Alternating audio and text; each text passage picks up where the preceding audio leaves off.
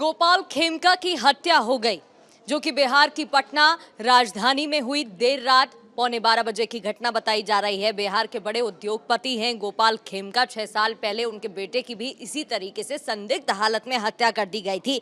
कुछ CCTV footage भी सामने आए हैं, जिस पर सवाल खड़े हो रहे हैं सुरक्षा व्यवस्था को लेकर, कानून व्यवस्था को लेकर, राज्य के लॉ एंड ऑर्डर को लेकर।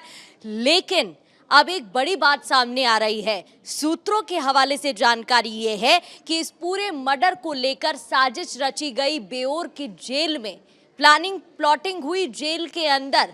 नमस्कार, मैं हूं आपके साथ प्रगति शर्मा और आप देख रहे हैं रिपब्लिक भारत का डिजिटल प्लेटफॉर्म। देर रात गोपाल खेमका की हत्या कर दी गई। सीसीटीवी फुटेज सामने आया, जहां एक आरोपी पहले से ही इंतजार कर रहा था। जैसे ही गोपाल खेमका पहुंचते हैं, गोलियों से भून दिया जाता है, एक के बाद एक गोली फायर की जाती है।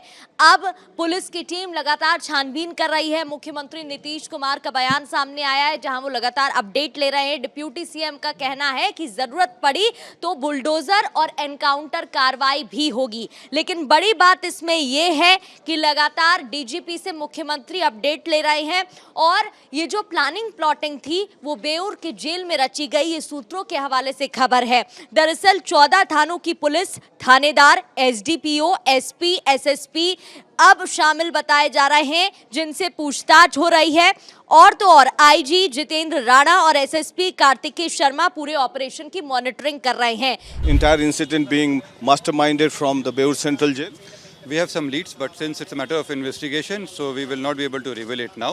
इसके अलावा थाने में 100 से ज्यादा कैदी बताए जा रहे हैं, जिनसे पूछताछ की जा रही है। कारोबारी की हत्या से पहले ही साजिश को लेकर सवाल खड़े हो रहे हैं। बताया जा रहा है कि साजिश के लिए पहले से ही समय लिया गया, लोगों को इकट्ठा किया गया, लेकिन इसके पीछे है कौन, मुख्य आरोपी कौन है, ये बड़ा सवाल है। सवाल तो ये भी है कि जब 6 साल पहले गोपाल के बेटे की हत्या की गई थी, उसके बाद भी परिवार को सुरक्षा मुहैया क्यों नहीं कराई गई। जहां पर हत्या की वारदात को अंजाम दिया गया है, वहीं पास में बहुत ही पॉश इलाका बताया जाता है। उसके बावजूद पुलिस की कोई निगरानी नहीं थी और इस हत्या की वारदात को आसानी से आरोपी ने अंजाम दिया और फिर वो मौके से फरार होने में भी कामयाब हो गया।